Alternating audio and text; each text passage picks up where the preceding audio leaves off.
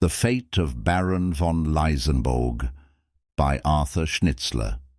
Translated from the German by Kenneth Burke.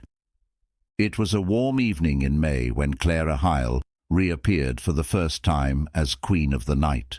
The circumstance which had kept the singer away from the opera for almost 2 months was a matter of common knowledge. Prince Richard Badenbrook had been injured in a fall from his horse on the 15th of March, and after an illness of a few hours, during which time Clara had never left his side, had died in her arms. Clara's anguish had been so intense that at first they feared for her life, later for her mind, and until recently for her voice. This last fear proved to be quite as unfounded as the other two. As she came before the public, she received a friendly and expectant greeting, but after the first great aria, her more intimate friends could accept the felicitations of her more distant acquaintances. In the fourth gallery, the childish red face of little Fräulein Fanny Ringgeiser beamed with happiness, and the habitués of the upper rows smiled to their comrade sympathetically.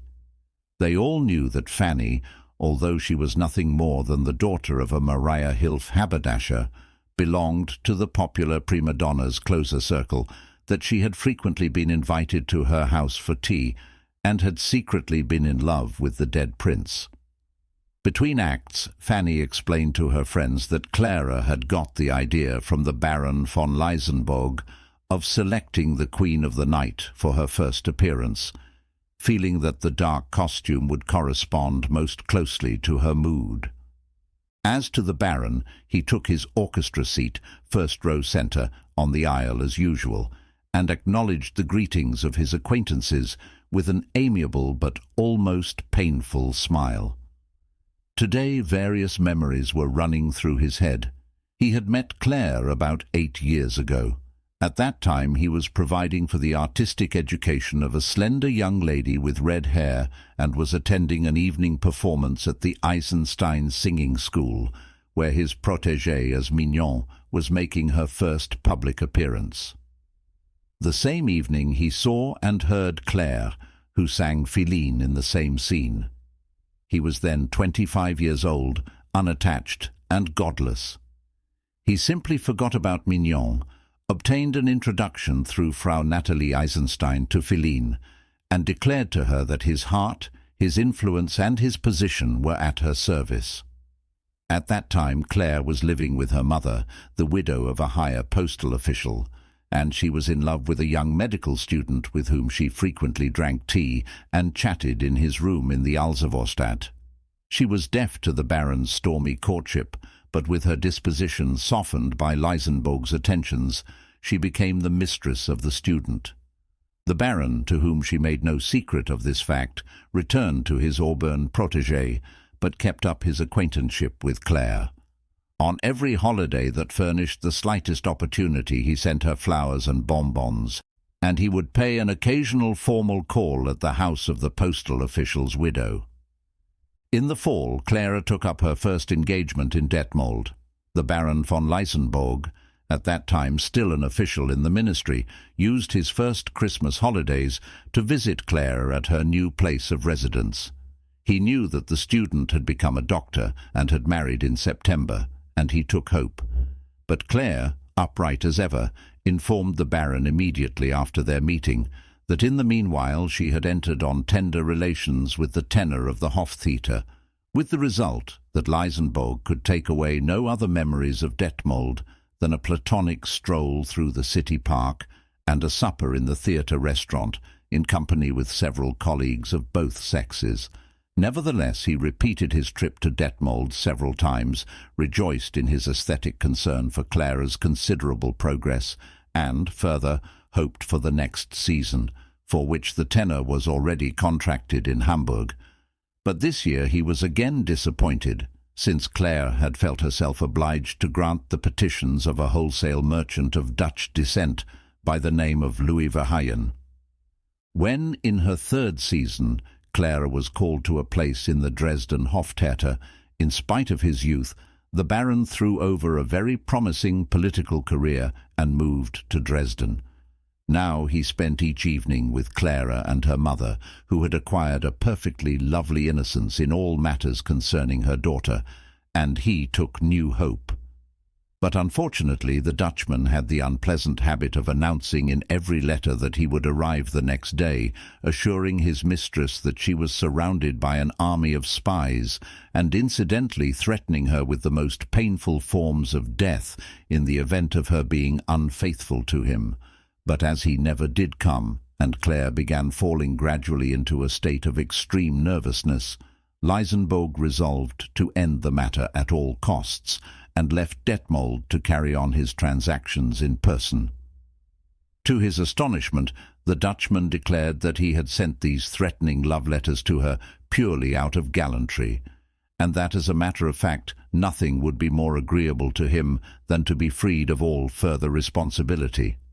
Elated, Leisenbohg came back to Dresden and told Clara of the pleasant outcome of the interview. She thanked him cordially, but the first thrust at further tenderness was parried with an abruptness which took the Baron by surprise. After a few brief and searching questions, she finally confessed to him that during his absence, no less than Prince Cajetan himself had conceived a violent passion for her, and had sworn to do himself some harm if he was not heard. It was only natural that she had ultimately been forced to give in, so as to avoid throwing the reigning house and the country at large into unspeakable misery. With a reasonably broken heart, Leisenbohg left the city and returned to Vienna. Here he began using his influence, and his continuous efforts were responsible to no small degree for the offer which Claire received to sing in opera in Vienna the next year. After a very successful appearance as guest star, she began her engagement in October, and the splendid flowers from the Baron she found in her dressing-room on the evening of her first appearance seemed to express both supplication and hope. But the kind protector who waited for her in agitation following the performance was to learn that once more he had come too late. The blonde rehearsal director, who was also of no small importance as a songwriter, with whom she had been studying these last weeks, had been granted privileges by her, which she could not have infringed upon for anything in the world. Since then, 7 years had passed. The director was followed by Herr Clemens von Rodewil, the dashing gentleman rider, Herr von Rodewil by the bandmaster Vincenz Claudi, who frequently joined so loudly in the operas he conducted that one could not hear the singers, the bandmaster by Count von Alban Rattany, a man who had gambled away his Hungarian estate at cards and later won back a castle in Lower Austria, the Count by Herr Edgar Wilhelm, author of ballet texts, which he paid handsome prices to have set to music, of tragedies for which he hired the Janschtheater to produce, and of poems which he had printed in the most beautiful type in the stupidest, most select paper of the capital. Herr Edgar Wilhelm was followed by a gentleman named Amandus Meyer, who was nothing except 19 years old and very pretty, and who had nothing but a fox terrier that could stand on its head, and after Herr Meyer came the most elegant man of the monarchy, Prince Richard Badenbroek. Clara had never treated her affairs as a secret. At all times she kept a simple bourgeois house, except that every once in a while there was a change of masters. She was unusually favoured by the public. Higher circles were pleased that she went to Mass every Sunday, confessed twice a month, wore on her bosom as an amulet a picture of the Madonna blessed by the Pope, and never went to bed without saying her prayers. There was seldom a charity bazaar in which she was not one of the saleswomen, and ladies of the aristocracy, as well as those of the Jewish financial circles, were delighted if they could offer their wares in the same booth with Claire. She always had a winning smile for those youthful enthusiasts who hovered about the stage door. The flowers which were lavished upon her she distributed among this patient throng, and once when the flowers had been left behind in her dressing-room, she said in the snappy Viennese which suited her so well, "My soul, if I haven't left the salad up there in my room. Come around tomorrow afternoon, kids, if you want to come in on it." Then she got into her cab, stuck her head out of the window, and shouted, There's a coffee in it too." Fanny Ringeiser had belonged to the few who found the courage to accept this invitation. Clara dropped into a light conversation with her, asked as affably as an archduchess about her family relations, and was so taken in by the chatter of this fresh and vigorous girl that she pressed her to come back again soon. Fanny accepted her offer and soon succeeded in winning a respected place in the house of the artist, and she maintained this position by keeping her distance in spite of Claire's freedom with her. In the course of years, Fanny received any number of proposals, mostly from among young sons of manufacturers in the Maria Hilf section, with whom she usually danced at balls. But she refused them all, since with unswerving regularity she persisted in falling in love with whoever was Claire's lover at the time. For over 3 years Claire had been true to Prince Biedenbrook, but with a deeper passion than she had loved his predecessors.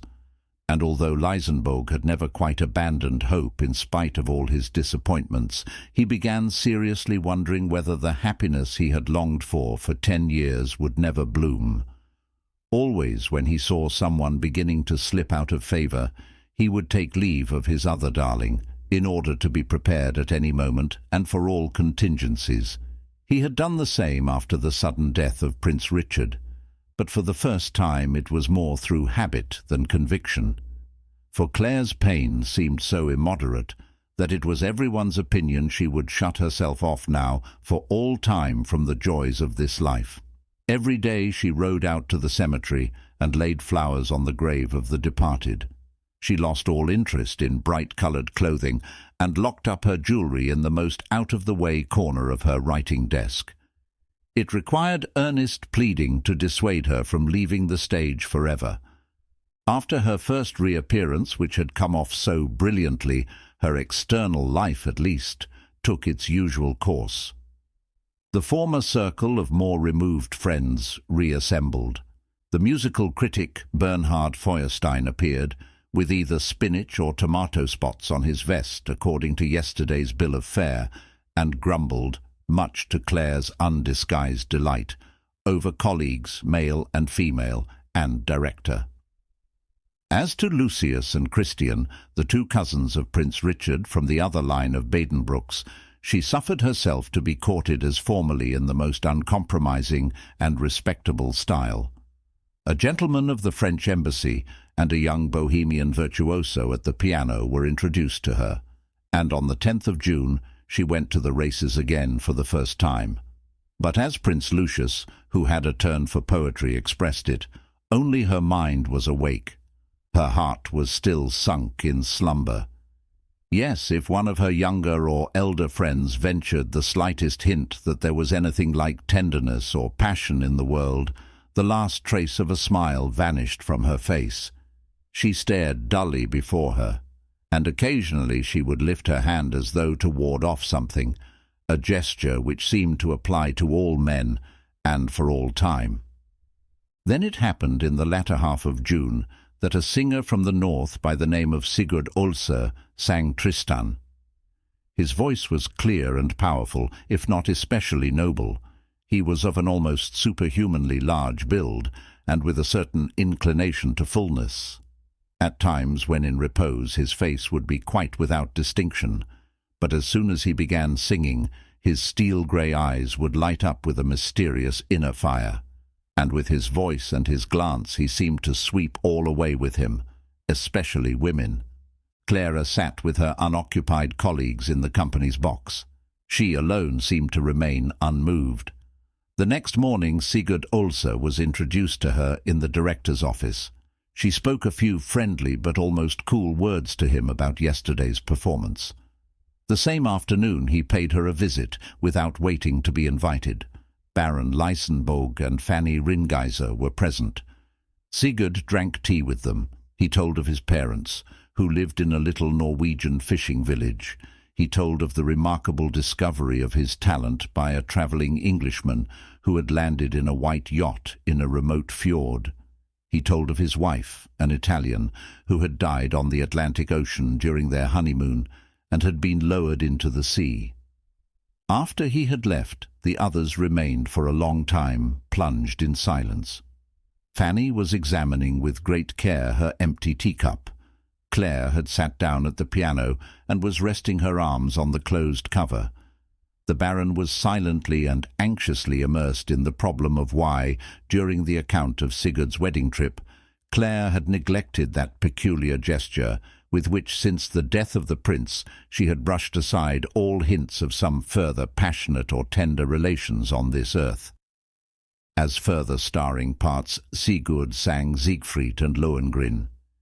Each time Clara sat unmoved in her box. But the singer, who associated with hardly anyone but the Norwegian ambassador, appeared every afternoon at Claire's, seldom failing to meet Fräulein Fanny Ringgeiser there, and never failing to meet the Baron. On the 27th of June, as Tristan, he made his last appearance. Claire sat unmoved in the company's box. The following morning she drove with Fanny to the cemetery and laid an enormous wreath on the prince's grave. The same evening she gave a party in honor of the singer, who was to leave Vienna the day after. The circle of friends was completely assembled. Everyone was aware of the passion which Sigurd had conceived for Claire. As usual, he spoke quite volubly and with agitation. Among other things, he told how during his voyage here on the ship, an Arabian woman married to a Russian Grand Duke had prophesied from the lines of his hands that he was soon to go through the most fatal period of his life. He trusted wholly in this prophecy, and superstition seemed with him to be something deeper than a mere method of making himself interesting.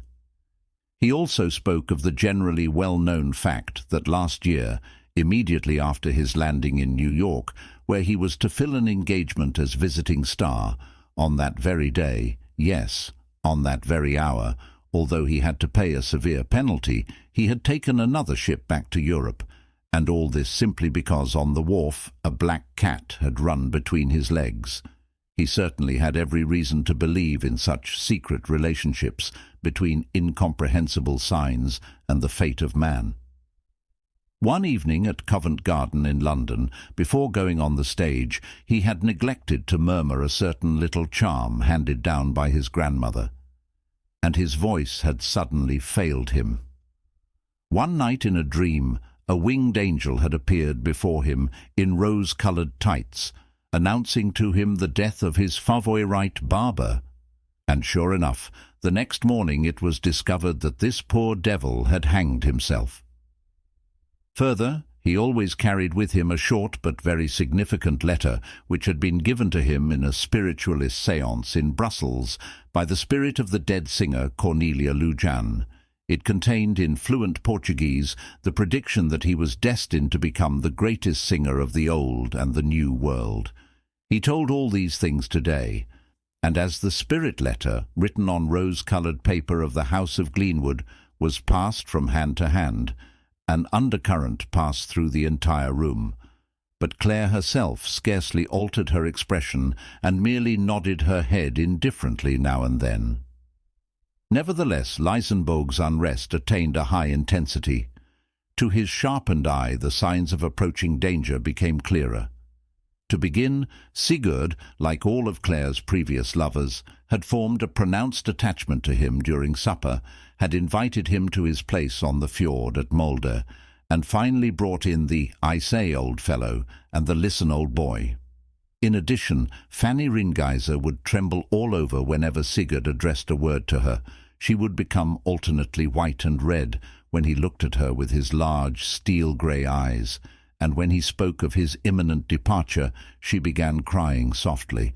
But even now Clara remained calm and serious. She scarcely returned Sigurd's singeing glances. She spoke with no more vivacity to him than to the others, and when he finally kissed her hand and looked upon her with eyes which seemed to beg, to promise, to despair, her own remained clouded and her features unmoved.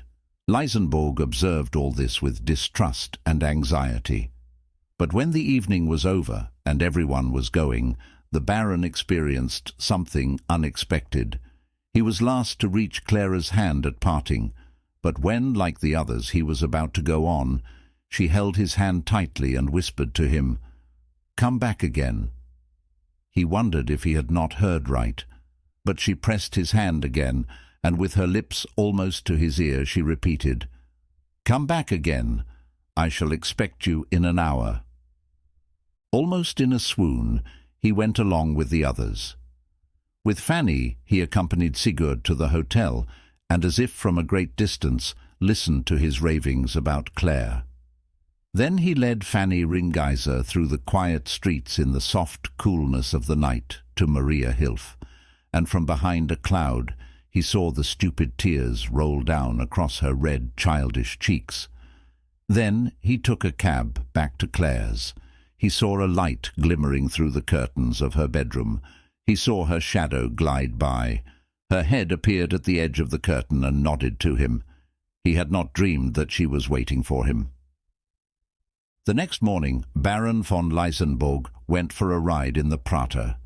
He felt happy and young. It seemed to him that some deeper meaning lay in this belated fulfillment of his yearning. His experiences of last night had been the most marvelous surprise, and yet they were hardly more than the heightening and necessary culmination of his previous relationship with Claire. He felt now that it could not have happened otherwise, and made plans for the immediate and distant future. How long will she remain on the stage, he thought. Perhaps 4 or 5 years. Then, but not sooner, I will marry her. We will live together in the country, not far from Vienna, in St. Veit perhaps, or in Linz. I shall buy a small house there, or else have one built according to her own ideas. We shall live pretty much in retirement, but frequently take long trips to Spain, Egypt, India. In this manner he went on dreaming to himself, letting his horse out as he crossed the meadows by the Heustadel. Then he trotted back through the Hauptallee, and at the Praterstern took his seat in his carriage. He stopped in at Fossati's and sent Claire a bouquet of splendid dark roses. He had breakfast alone as usual in his rooms on the Schwarzenbergplatz, and after his meal lay down on the divan. He was filled with a strong yearning for Clara. What had all the other women meant to him? They had been a distraction, nothing more. And he foresaw the day when Claire likewise would say to him, "What were they all to me? You are the only man, and the first man whom I have loved." And lying on the divan with eyes closed, he let the whole string of them glide by.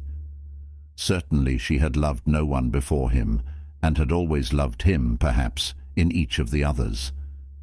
The Baron dressed, and then started on the well-known way to her house slowly, as though to enjoy for a few seconds longer the anticipation of their meeting.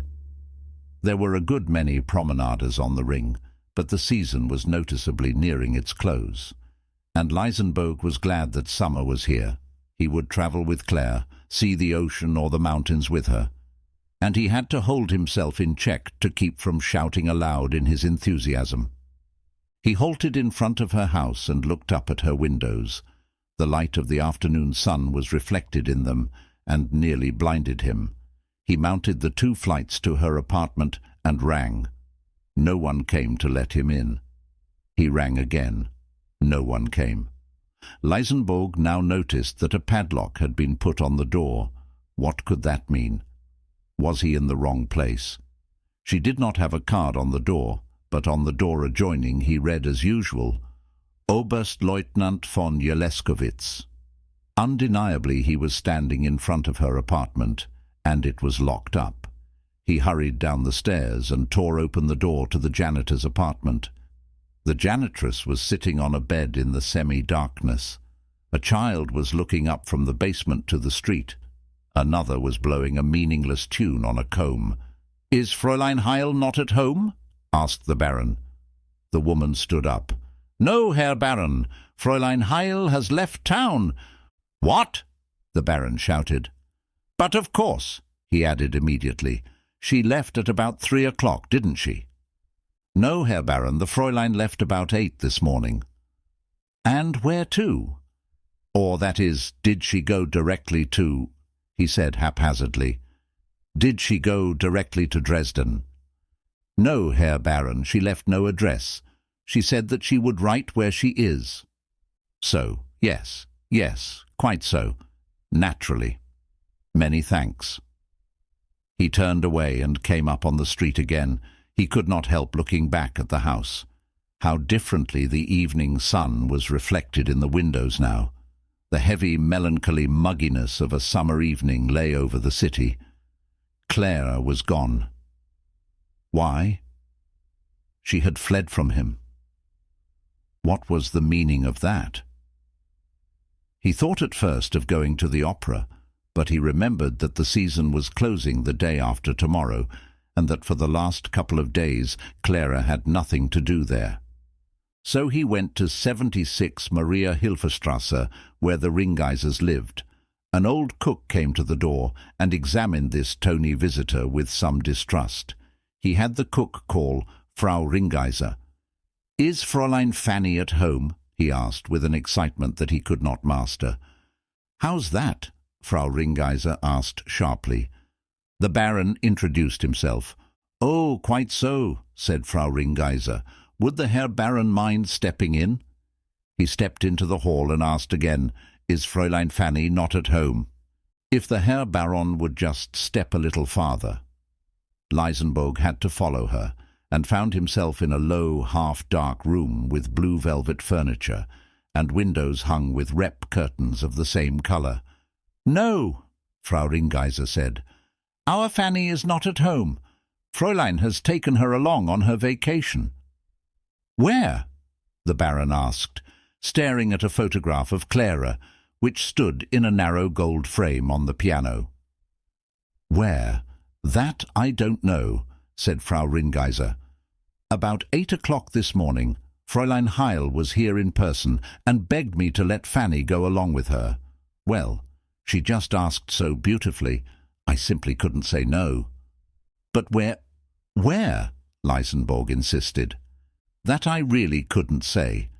Fanny is to telegraph me as soon as Fräulein Heil makes up her mind where she is going to stay, perhaps as early as tomorrow morning or the morning after." "So," Leisenbohg said, letting himself sink down on a little cane-bottomed stool in front of the piano. He was silent a few seconds. Then he arose suddenly, held out his hand to Frau Ringeiser, begged her forgiveness for the trouble he had caused her, and slowly descended the dark stairway of the old house. He shook his head. She had been very cautious, to be sure, much more cautious than necessary, for she might have known that he would not have been importunate. "Where shall we go, Herr Baron?" the driver asked, and Leisenbohg noticed that he had been sitting in the open carriage for quite a while, simply staring in front of him. Following a sudden impulse, he answered, "To the Hotel Bristol." Sigurd Olse had not yet left. He sent word that the Baron should be asked to come up to his room, received him warmly, and suggested that they spend the last evening of his stay in Vienna together. Leisenbohg had already been deeply affected by the fact that Sigurd Olse was still in Vienna, and this added amiability touched him to tears. Sigurd immediately began speaking of Claire. He begged Leisenbohg to tell him as much of her as he could, for he knew perfectly that her oldest and dearest friend stood before him in the person of the Baron. So Leisenbohg sat down on a trunk and talked of Clara. It was soothing to him that he could discuss her. He told the singer nearly everything, with the exception of certain facts, which he felt bound as a gentleman to leave unspoken. Sigurd listened and seemed to be charmed. At supper the singer invited his friend to leave Vienna with him this very evening and accompany him to his estate at Mulde. The Baron was strangely moved. He did not accept for the present, but promised to visit him in the course of the summer. They went to the station together. "Perhaps you will consider me a fool," Sigurd said, "but I would like to pass her windows just once more." Leisenbohg looked at him furtively. Perhaps this was a ruse, or was it the final proof that the singer was beyond suspicion? When they reached Claire's, Sigurd threw a kiss toward the locked windows. Then he said, "Remember me to her." Leisenbohg nodded. I shall tell her when she returns." Sigurd looked at him in surprise. "She is gone already," Leisenbohg appended. "She left early this morning, without saying goodbye. But that is the usual thing with her." He added the lie. "Gone," Sigurd repeated, and fell to thinking. They were both silent. Before the train pulled out, they embraced each other like old friends. That night the Baron cried in bed, something which had not occurred to him since childhood. The 1 hour of pleasure that he had spent with Clara seemed beaten upon by dismal storms. He felt that her eyes last night had gleamed like mad. Now he had it all straight. He had heeded her call too promptly. The shadow of Prince Badenbrook still held her under its influence, and Leisenbohg felt that he had finally possessed Clara, only to lose her forever. For a few days he went around Vienna at a loss what to do with his days and nights. Newspapers, whist, riding. All these previous ways of spending his time now meant absolutely nothing to him. He felt that his whole existence depended on Claire for its meaning, and that even his affairs with other women had been simply the reflection of his passion for Claire. The city seemed covered by a continual grey mist. When he spoke to people, their voices were subdued, and they stared at him strangely, even traitorously. One evening he drove to the station and half-mechanically bought a ticket to Ischl. He ran into acquaintances there who inquired innocently after Claire. His answers were irritated and impolite, with the result that he was obliged to fight a duel with a gentleman who did not concern him in the least. He stood up lethargically, heard the bullet whistle by his ear, shot into the air, and left Ischl half an hour after the duel. He went to the Tyrol, the Engadine, the Bernese Oberland, the Lake of Geneva, rode, took walks, climbed mountains, slept once in an alpine herdsman's hut, and, in short, managed to live each day, knowing as little of the day past as of the day following. One morning he received a forwarded telegram. He opened it with trembling fingers and read, "If you are my friend, keep your promise and come to me immediately, for I am in need of a friend. Sigurd Olsa." Leisenbohg did not doubt for a moment, but that the contents of this telegram had something to do with Claire. He packed as hurriedly as possible and left Aix, where he happened to be at the time, at the earliest opportunity. He went straight through Munich to Hamburg and took the boat which would bring him to Molde via Stavanger. He arrived one clear summer evening. It had seemed as though the journey would never end. He remained totally impervious to the scenery. Also, he had been unable lately to recall Claire's singing, or even her features. But when he saw Sigurd standing on the shore, dressed in white flannels and with a white cap, it seemed as though he had seen him only last evening, and in spite of his agitation, he smiled from the deck in answer to Sigurd's greeting, and remained quite composed as he walked down the gangway. "I thank you 1,000 times for answering my call," Sigurd said, and then he added simply, "It is all over with me." The Baron observed him critically. Sigurd looked very pale, and the hair about his temples had become noticeably grey. He was carrying on his arm a dull green plaid. "What is the matter? What has happened?" Leisenbohg asked, smiling stiffly.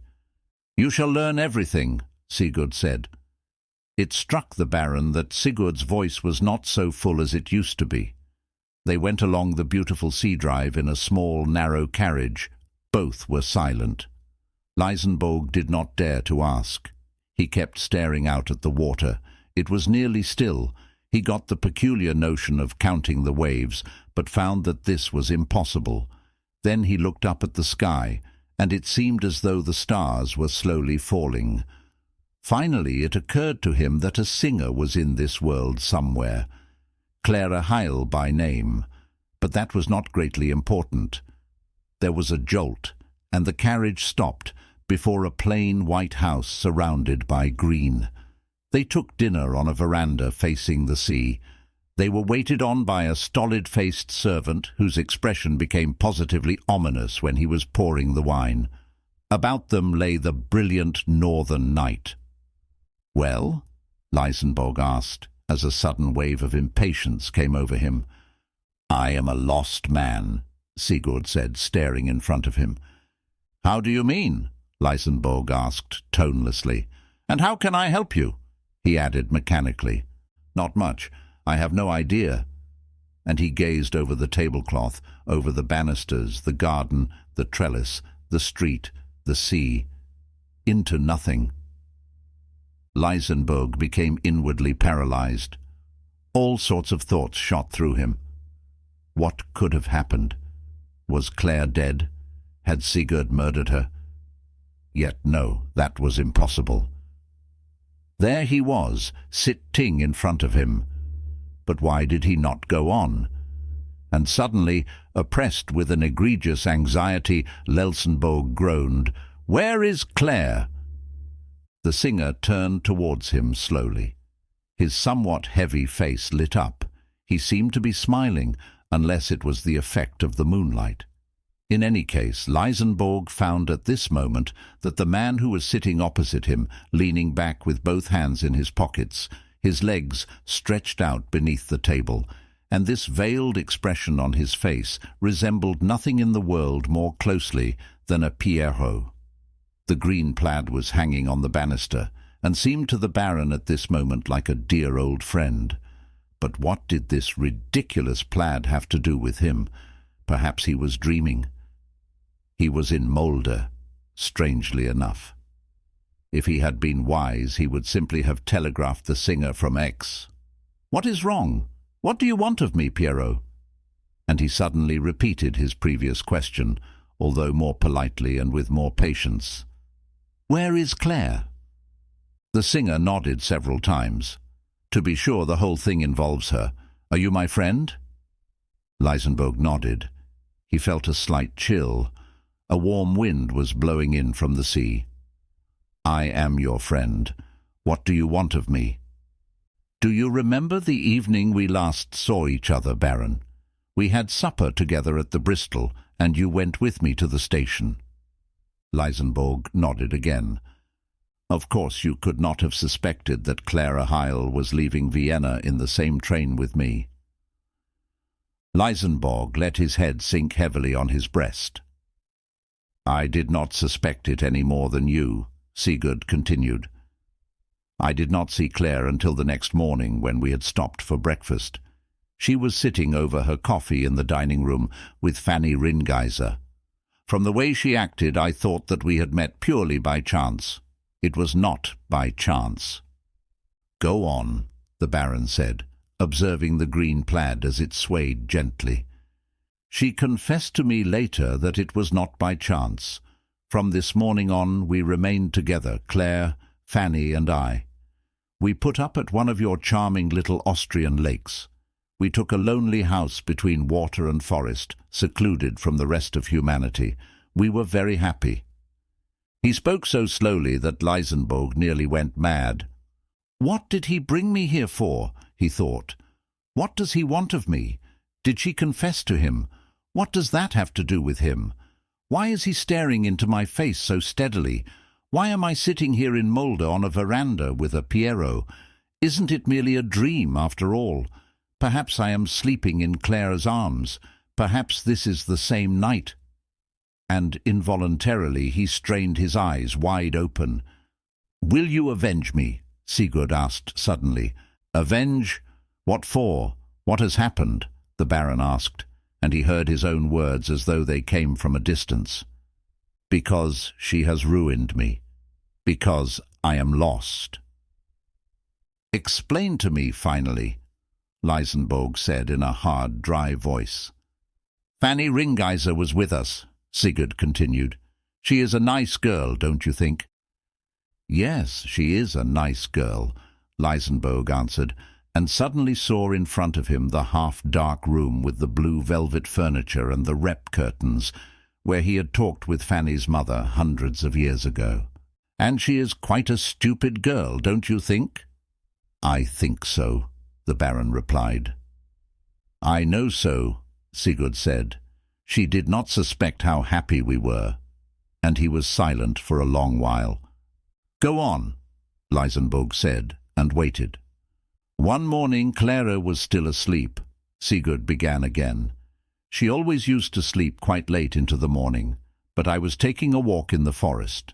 Suddenly Fanny came running up behind me. 'You must get away, Herr Olse, before it is too late. Hurry away from here. You are in great danger.' Strangely enough, at first she would say nothing more to me, but I insisted, and soon learned what sort of danger, according to her, was threatening me. She thought that I could still be saved, or else she certainly would have said nothing to me about it." The green plaid on the banisters was inflated like a sail. The lamp on the table flickered a little. "What did Fanny tell you?" Leisenbohg asked. "Do you remember the evening?" Sigurd asked, "when we were all guests at Claire's house? That same morning Claire had gone to the cemetery with Fanny, and by the prince's grave she confessed the hideous thing to her friend." "The hideous thing?" The Baron was trembling. "Yes. You know how the prince died? He fell from his horse and lived for about an hour afterwards." "I know." "No one was with him except Claire." "I know. He would not see anyone but her, and while he was dying, he made a curse." "A curse?" "A curse." "Claire," the prince said, "do not forget me. I would have no rest in the grave if you forgot me." "I will never forget you," Claire answered. "Swear to me that you will never forget me." "I swear." "Claire, I love you, and I must die." "I am speaking," Sigurd said, "and I am speaking for Fanny, and Fanny is speaking for Clara, and Clara is speaking for the prince. Don't you understand me?" Leisenbohg listened with taut nerves. It seemed to him as though he could hear the voice of the dead prince coming up out of the thrice-sealed coffin and ringing through the night. "Claire, I love you, and I must die. You are so young, and I must die. And someone else will come after me. I know it. That's what will happen. Someone else will hold you in his arms and be happy with you. He shall not, he dare not, he dare not. I curse him. Do you hear, Claire? I curse him. The first man who kisses these lips, who embraces this body after me, may his soul rot in hell. Claire, heaven hears the curse of a dying man. Take care for yourself. Take care for him. He is destined for hell. In madness, misery, and death. Woe, woe, woe. Sigurd, out of whose mouth the voice of the dead prince had resounded, had arisen. He was standing there, large and stout in his white flannels, looking off into the clean night. The green plaid sank from the banisters into the garden. The Baron felt himself freezing horribly. It was as though his body was becoming rigid. He wanted to cry out, but when he opened his mouth, no sound came. At this moment he was in the little room of Madame Eisenstein, the music teacher, where he had seen Clara for the first time. A Piero was standing on the stage, declaiming, "With this curse on his lips, Prince Badenbrook died, and, listen, the wretch in whose arms she lay, the victim on whom the curse will be fulfilled, is I. I! Then the stage collapsed with a loud crash, and sank Leisenbohg's eyes into the sea. But he, without a word, fell over backwards in his chair, like a marionette. Sigurd sprang up, calling for help. 2 servants came, picked up the unconscious man, and laid him in an armchair, which was standing off to one side of the table. One of them ran for a doctor, the other brought water and vinegar. Sigurd rubbed the Baron's forehead and temples, but he remained motionless. Then the doctor arrived and began his examination. It did not last long. At the end he said, "This gentleman is dead." Sigurd also was very agitated. He asked the doctor to make all necessary arrangements and left the terrace. He passed through the drawing-room, went upstairs to his own bedroom, made a light, and wrote hastily, "Claire, I found your telegram at Molde. where I had fled immediately. I will confess that I did not believe you. I thought that you were trying to quiet me with a lie. Forgive me, I am no longer in doubt. The Baron von Leisenbohg was here. I sent for him. I asked him no questions, for as a man of honor he would have had to lie to me. I had an ingenious idea. I told him of the dead prince's curse. The effect was amazing. The Baron fell back in his chair and died on the spot. Sigurd stopped writing. He became very serious and seemed to be thinking. Then he placed himself in the middle of the room and raised his voice in song. At first it was a bit timid and veiled, but it gradually grew in volume, finally becoming as powerful as though it were echoing back from the waves. A contented smile passed over Sigurd's features. He drew a deep breath. He went to the writing table again and added to his message. "Dearest Claire, forgive me. Everything is lovely again. I shall be with you in 3 days."